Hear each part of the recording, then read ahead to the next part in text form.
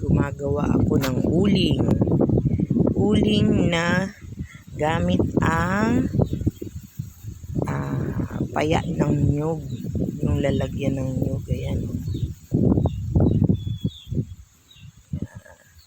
So, ginagawa ko siyang uling.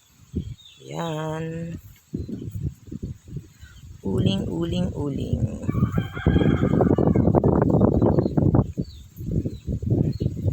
Mabilis umapoy kasi mahangin.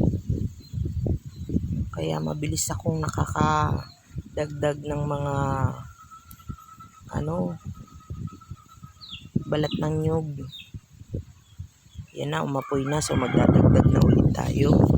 Kasi umaapoy na siya. Ibig sabihin, luto na siya dun sa ilalim. No? Luto na sa ilalim.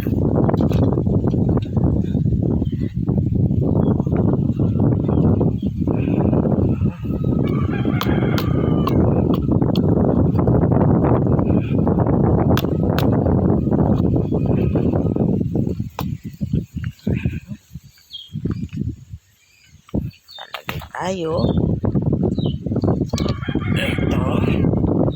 dito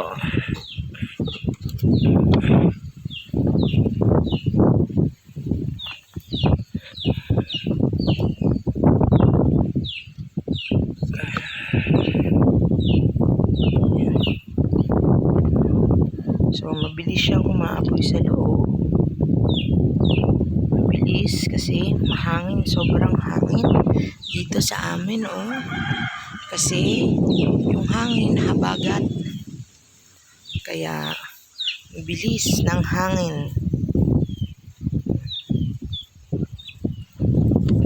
Ito, ginagawa namin yan ay mga pinagkuhaan ng mga lukat kung tawagin dito sa amin, kopra.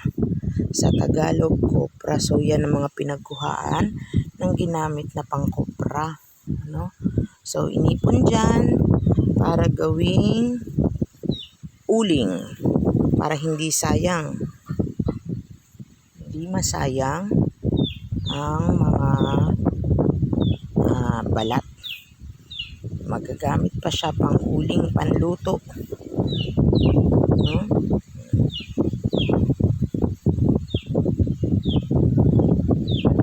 So, mamaya, pag umapoy na naman yan, lalagyan naman natin ulit.